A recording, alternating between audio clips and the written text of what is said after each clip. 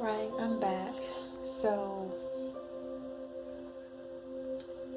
I'm finishing up with my yellow.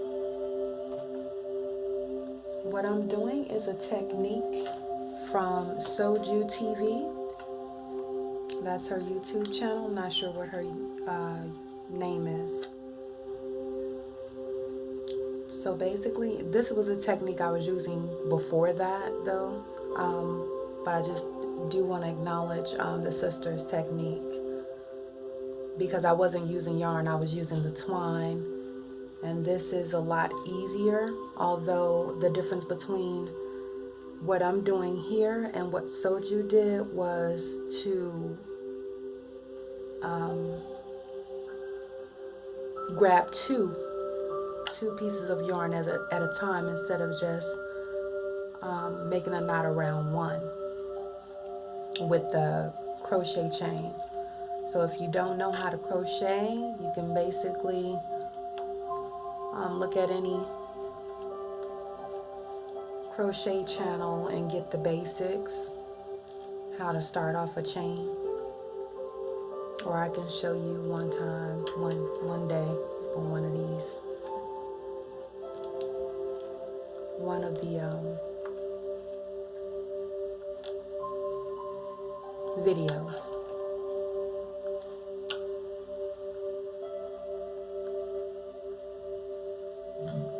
So I'm almost done here. I don't know if you can see what I'm doing, but I'm basically putting on a ribbon of blue onto the yellow. I was trying to figure out how I was going to finish it in the last video, but I recognized that I didn't have my yellow. My yellow is at work. This yellow, anyway. I do have a soft pastel yellow that I didn't want to use or continue with, being that my skirt is this color, this yellow. So this is the chain technique that Soju did on her channel, Soju TV. So I thought it would be easier, and it is a lot quicker to do, to get the fringes all together. And I just want to show you here, because I'm about to start popping off my fringes. So anyone that wants to make their own fringes, you don't have the money to be on Amazon, you're afraid to get Amazon now, or whatever the deal may be,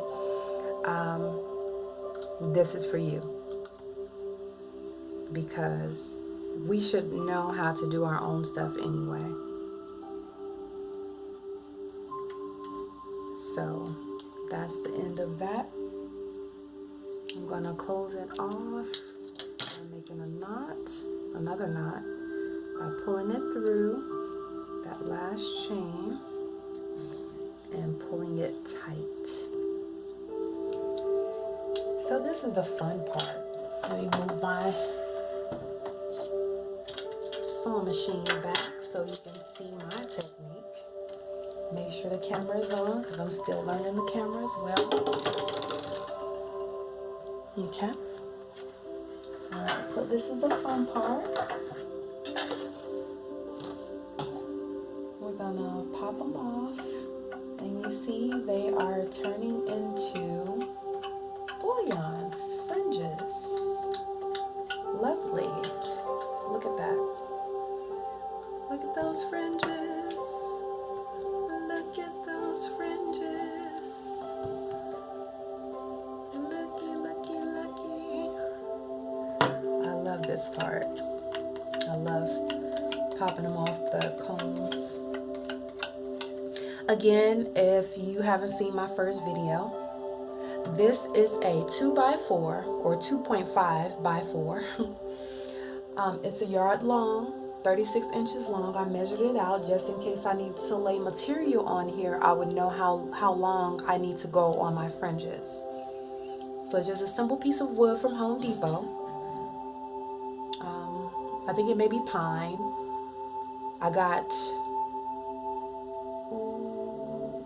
36 combs. I think maybe, I could be saying it wrong. It could have been 10 or 12 barber combs in one case that you get from Sally's.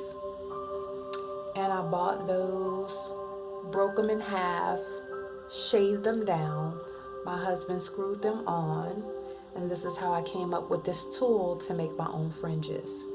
I have acrylic yarn, which is very good to use. I know we think that the yarn is not going to lay down, it's going to look tacky, but that's not true. Not if you have a steamer. I do have a steamer, and I do put the steamer to my yarn so that it lays down against the clothing, so that, you know, you look nice and fresh, and not like, you know, maybe the fringes were made in your own kitchen, which they are. But like I said, we should be making our own stuff. So there. So as we lay them back down, you can see it has taken form.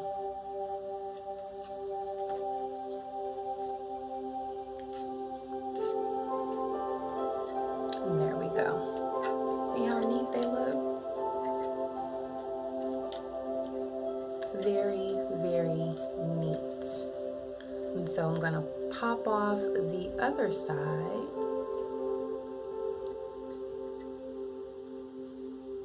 And if you give them a little twist, they'll be exactly what you want. And you can separate them if they're twisting on each other.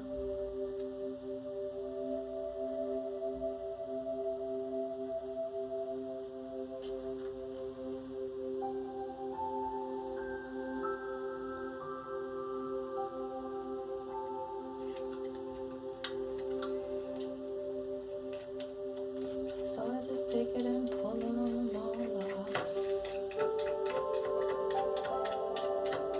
And there we go.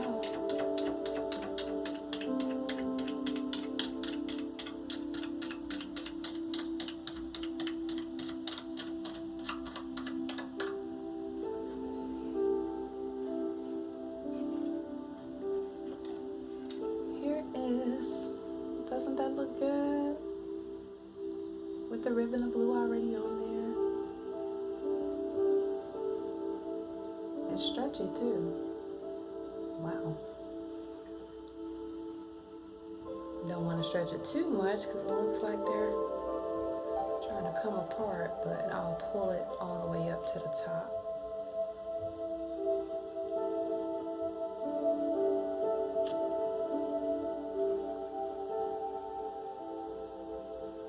Pull the fringes all the way through because it seems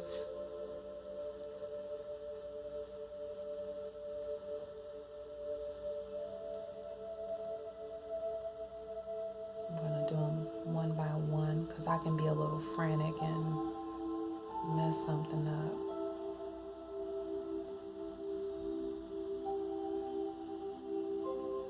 Just pulling each one down.